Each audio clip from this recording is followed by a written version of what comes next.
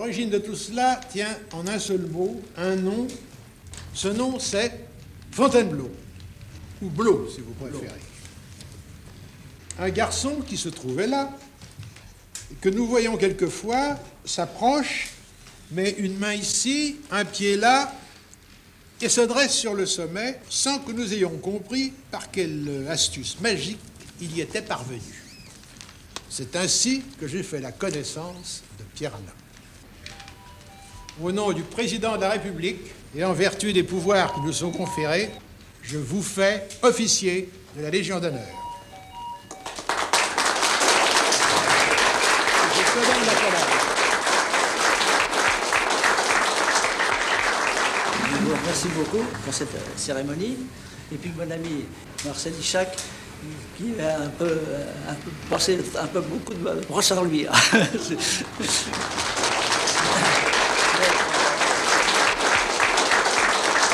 Qu'est-ce qui est avec toi aujourd'hui? Eh bien, il y a Jean Léninger, tu vois là. Oui. Son frère. Attends, je Bon. vais regarder. Oui. Oui. C'est qui pour toi les frères Léninger, Pierre? Eh bien, c'est ces deux-là. Oui, mais t'as fait quoi avec eux? Ah, des tas de courses, là, si on veut pas. Qu'est-ce que vous faisiez à Blot alors? On grimpait. Eh bien, voilà, on grimpait. Ça, c'est une bonne Voilà, question. voilà, C'est voilà. une bonne question. Par exemple, voilà la Presta. Hein. Ouais. Tu te souviens? C'est à l'école d'escalade que beaucoup de nos meilleurs grimpeurs ont fait leurs premiers pas. Pierre Alain initie Jacques aux savantes techniques du rocher. Le dimanche, il se délasse. Escalader une fissure ne se fait pas au hasard. Parmi les procédés employés, l'opposition est le plus classique. L'effort des jambes s'oppose à celui des bras, et le grimpeur progresse ainsi à la façon du singe sur un cocotier.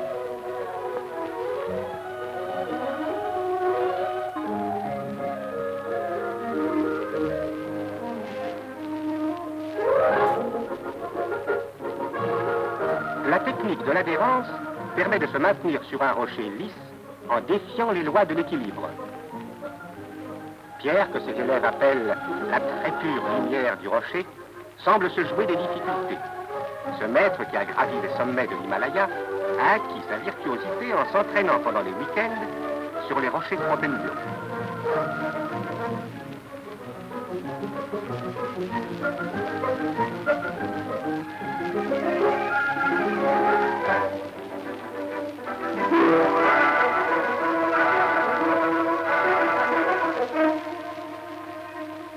Dans les années 30, oui, mais il n'y avait pas grand monde.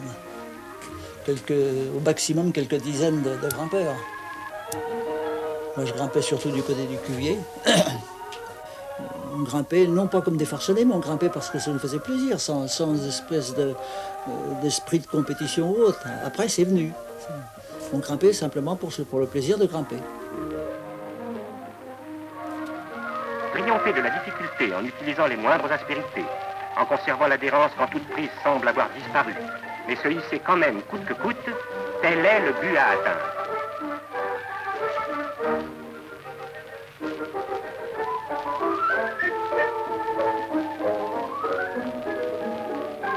Ce qu'il y avait, c'est la division de l'appellation des gens selon les degrés qu'ils franchissaient à Blot. C'est-à-dire? Eh ben, c'est-à-dire que le premier degré, on les appelait les lamentables débris.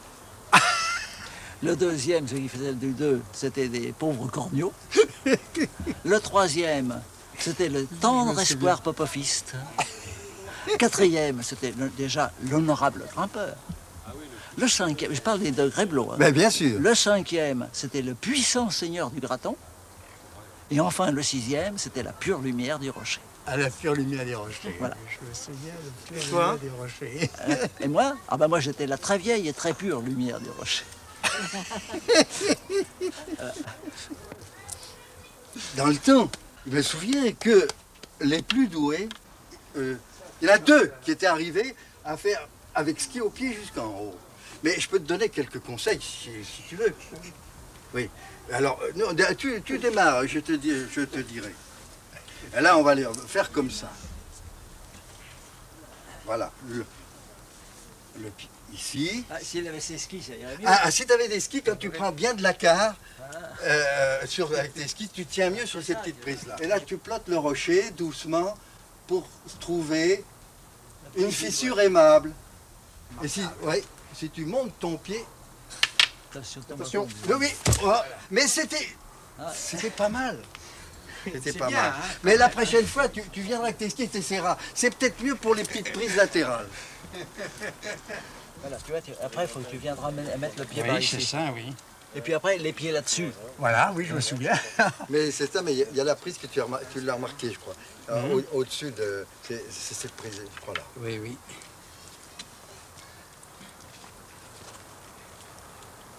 Alors il y a une bonne prise, là, il ne faut pas la louper.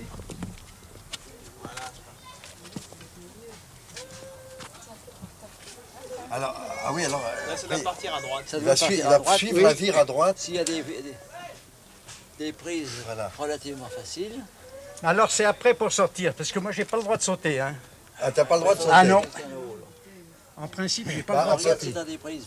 Là, Oui, je la connais, Bon, mais je suis pas bien placé. oui. On peut lui tendre une... Oups. Ah, ils m'ont bien retenu. Hein? Non, c'était la main droite qu'il fallait.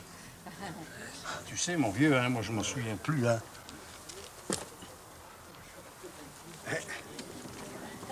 Là, c'est bien. Là. Ah oui, alors. Ah ben c'est bien. Et je crois qu'il a été mettre le pied droit sur le dessus. Ah ben c'est bien. Et là, Un peu plus loin, là, là. Hein? Et une main un peu plus loin. Là. Ah, vu. Vu? Voilà. Les pieds. Vu. Voilà. Et Et après, après, avec des mains là, il faut monter les pieds. Reta. mon Un vieux, bon reta. Ça marche? C'est ça, c'est bon. attends. Vas-y. Voilà. Voilà. C'est bon. Super. C'est bon. Et il est fait. Ouais. Ouf. Il est fait. En le reta. penses-tu? C'est un mauvais Quoi? reta. Oh, tu parles. Je suis lourdeau, c'est effroyable. Ouais, mais à quel âge t'as? Effroyable. Hein? 76. Ça paraît alors. Oui, enfin bon, c'est le passé tout ça. oui. Ah, mon vieux, qu'est-ce qu'ils me font pas faire? Ah, dis donc. Habituellement, tout au moins jusqu'en 37, j'étais toujours devant, parce que c'était moi qui avais l'idée, qui partait, qui proposait, etc. C'est d'ailleurs ce qui fait que la face nord des Drues n'a été faite qu'en 35, parce qu'en 33, j'ai trouvé personne. Et ils avaient peur, ils se dégonflaient, puis ils pensaient que j'étais un fou qui allait les entraîner dans des aventures impossibles. Alors en 34, il y avait mauvais temps, et autrement j'aurais eu quelqu'un. J'aurais eu Jean Léninger. En 35, Jean faisait son service militaire et restait Raymond. Alors c'est pour ça qu'on est partis tous les deux avec Raymond. Et puis on était dans la vallée quand tout d'un coup des copains nous disent « Lambert est aux Drues ». Ah, ça encore le drame, Lambert est aux Drues. Nous sommes remontés au Mont-Saint-Père à toute allure. Et là, on avait des jumelles, on a vu nos lascars qui étaient en train de progresser dans la face. Alors, quand on a vu qu'ils s'arrêtaient et que même ils commençaient à redescendre, on a poussé un soupir de soulagement, on a dit le plus dur est fait, maintenant il n'y a plus qu'à y aller et finir.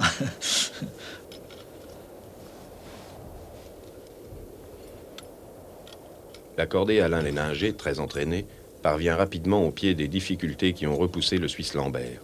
Elle se présente sous forme d'une double fissure verticale de 40 mètres. Pierre sort sa quincaillerie, piton, mousqueton, marteau. Il part, une main dans chaque fissure, les pieds en opposition sur la dalle. Il suffisait d'avoir... On avait des espadrilles, enfin, je dis espadrilles, c'était des sortes de baskets. Parce qu'à ce moment-là, le chaussement d'escalade n'existait pas. Ce qui est beaucoup plus léger, beaucoup plus agréable et beaucoup plus adhérent, enfin, il y a des tas d'avantages pour l'escalade rocheuse.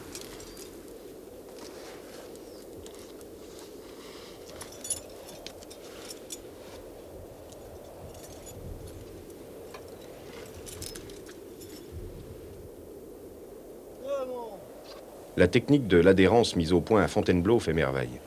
Elle leur permet de surmonter toutes les difficultés. Le passage clé, surnommé fissure Alain, restera longtemps considéré comme le plus dur du massif du Mont Blanc. De nos jours, les cordées évitent la fissure Alain en passant par une autre plus facile découverte plus tard.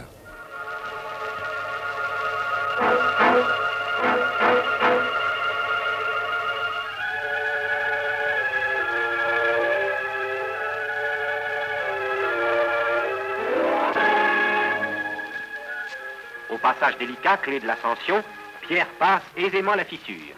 Elle paraît presque facile.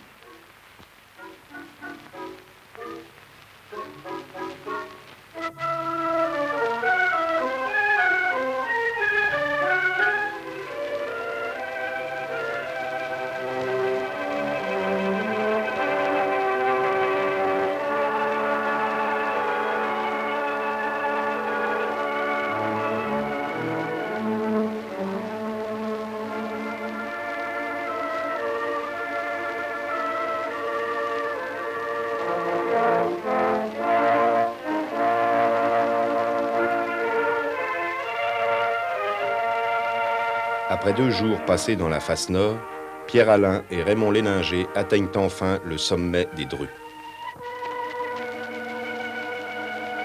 Enfin, tous les efforts trouvent leur récompense. C'est la minute de joie où la fierté de la difficulté vaincue se mêle à la grandeur du spectacle. L'alpinisme n'est plus qu'une petite chose perdue dans l'infini qui l'entoure.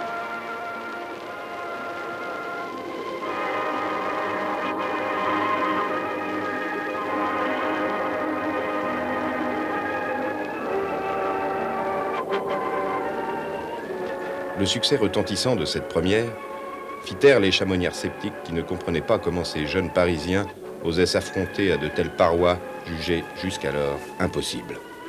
Au Montanvert, il y avait quelques personnes qui étaient là. Alors, il y en avait un qui nous disait, mais vous êtes sûr que vous allez pouvoir passer, etc. D'autres qui nous disaient, si vous revenez, revenez vivant. Enfin, la bonne ambiance. Jusqu'à la Seconde Guerre, Pierre Alain continuera sur sa lancée en effectuant une quantité incroyable de premières ascensions, dont la célèbre face sud de la Meije. Avec lui, toujours le même souci, révolutionner l'équipement réservé aux alpinistes. Il invente tour à tour le sac de couchage et la veste en duvet bien plus chaude et plus légère que la veste en drap de Bonneval, le mousqueton léger qui remplace le mousqueton acier beaucoup trop lourd,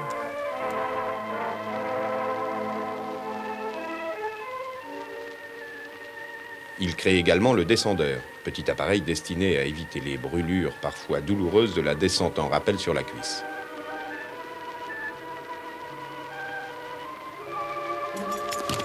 Enfin, pour remplacer les vétustes Tricouni, le premier chausson d'escalade, appelé encore à l'heure actuelle PA, les initiales de Pierre Alain.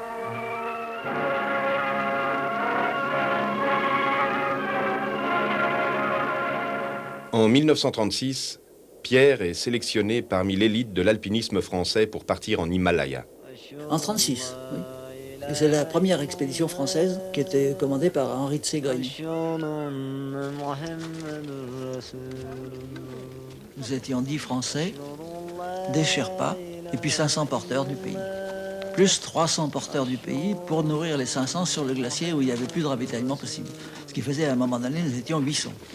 Oui, ça paraît extraordinaire maintenant.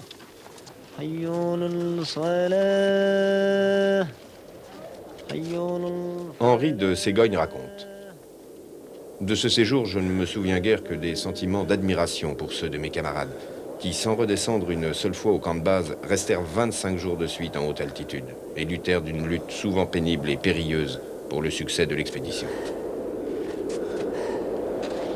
Je revois ces journées où nous demeurions confinés sous les tentes. Le sommeil était notre seul bien-être, mais on ne peut pas dormir dans le grondement des avalanches.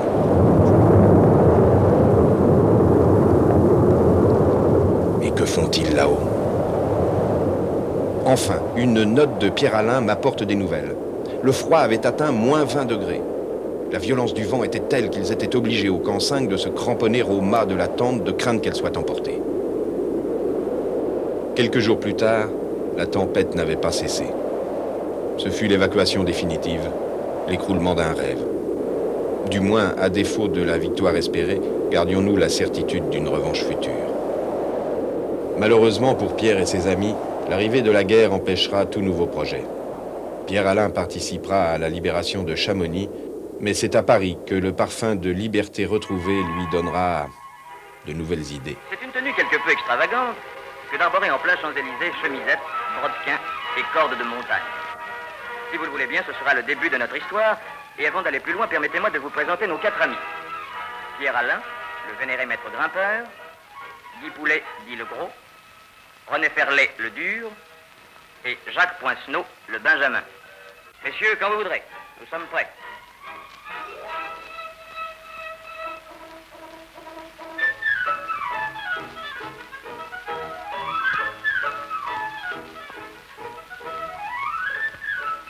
Il s'agit maintenant de suivre nos 4 alpinistes dans une ascension peu ordinaire. Cette bonne tour Eiffel ne se doute pas de ce qui a germé dans les têtes de nos montagnards.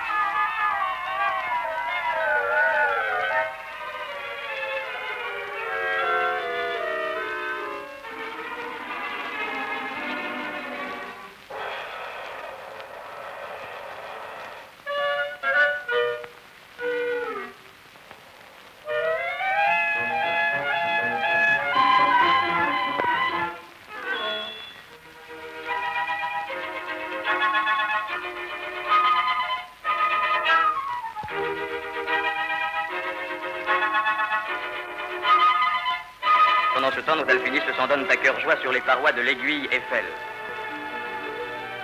Il y a de la ferraille partout, il suffit de s'accrocher dessus puis de monter. Puis on est tranquille, les prix se cassent pas. Là.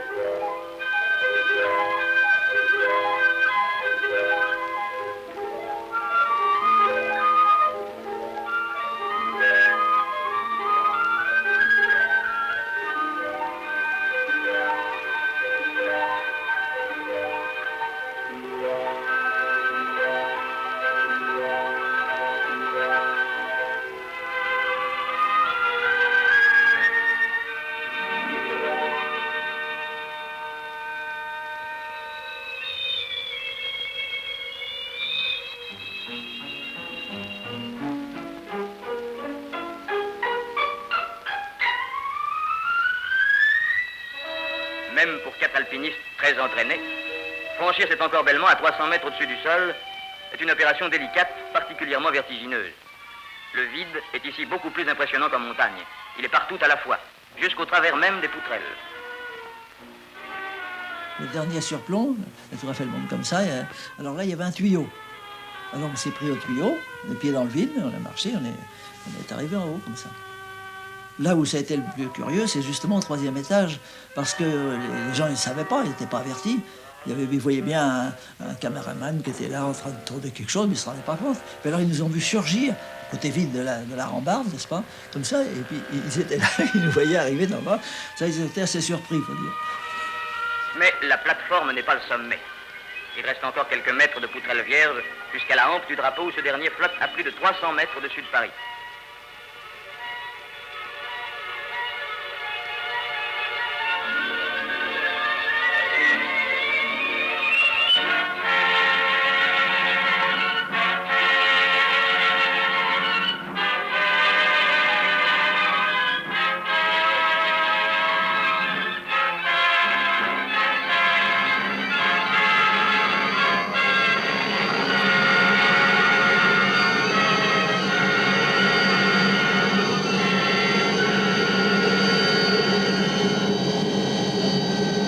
Ça s'en approche.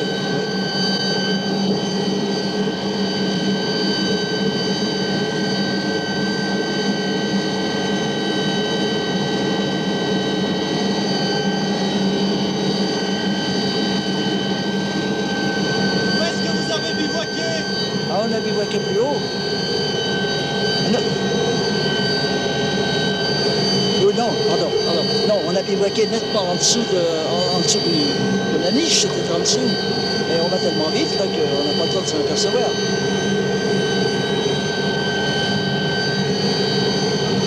Alors ici, on prend une partie de cette vire et on est monté quelque part dans cette face. C'est impressionnant ta passe-temps. Oui. Hein?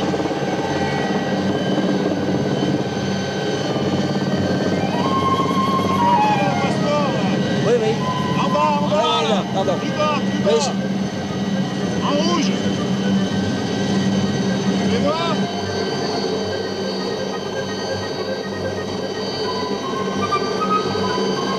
il y a là-haut. Oui, il y a là-haut. Il est à côté de la Vierge. T'étais au sommet il y a combien de temps? Ah, T'étais au sommet il y a combien de temps? que j'étais au sommet, Ouais. il y a 50 ans. 50 ans, qu'est-ce que c'est ça?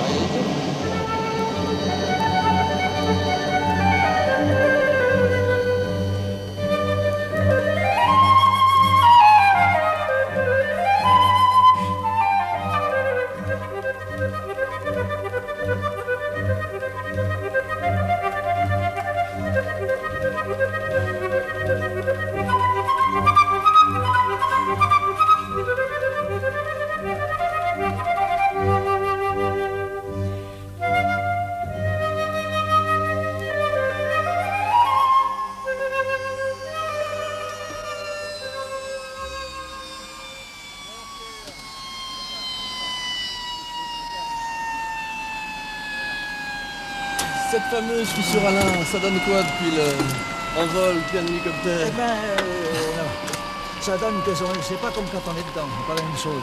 D'abord, on ne le reconnaît pas tout de suite parce que il y a quelques... Vous étiez à quelques mètres là? Oui, à peu près. oui, mais il faut reconnaître les lieux, ça prend un certain temps de... Ça fait un petit coup au cœur quand même, non? Hein? De revoir cette voie comme ça. Relativement, mais je l'aurais peut-être, oui. Enfin, 50 ans ont passé. Oui. 50 ans exactement? Oui, plus quelques jours. 35? Oui, 35. 31 Oui, ça juillet. faisait le 31 juillet. Ouais, c'est ça, 31 juillet, 1er août. Un seul bivouac. Ouais. Et là, il y en a qui font pas mieux. Mais c'est une superbe voie. Nous, on était passés justement par cette fissure à l'un. Oui. Ce qu'ils font était inconcevable à ton époque? Oui. On se contentait d'une voie en général. On ne faisait pas plusieurs la suite les unes des autres. Non, mais c'est tout à fait autre chose parce que nous, on était des vrais amateurs. Dans ce sens qu'on travaillait la semaine, puis c'était pendant toute l'année, je veux dire. On s'entraînait un peu à Fontainebleau le dimanche seulement, et puis c'était les vacances. Alors les vacances, ça ne consistait pas à en faire le maximum, etc. C'était des vacances. Cette idée de vacances, la notion de plaisir même, était tout à fait révolutionnaire à l'époque. La montagne apparaissait bien plus souvent comme une source permanente de danger que l'alpiniste se devait d'affronter. Guy n'est plus à son aise et s'inquiète. Redescends, lui dit Jacques. Je voudrais bien, mais je ne peux pas, répond Guy. Et passe ta corde si tu le peux derrière un bec rocheux, comme ça je pourrais t'assurer. Fatigué par ses efforts, Guy dévisse. Jacques a tenu. La corde aussi. La leçon est sévère. La tension nerveuse s'ajoute à la fatigue.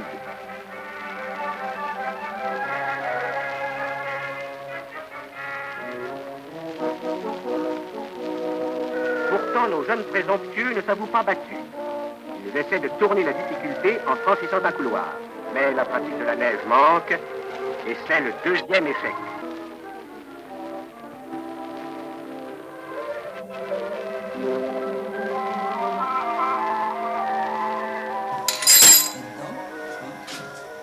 Il n'y a plus qu'à mettre en route. C'est une double fraiseuse, ça fraise de chaque côté du mousqueton.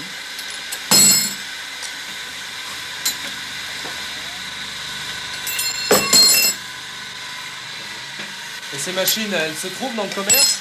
Non, je les ai fabriquées personnellement.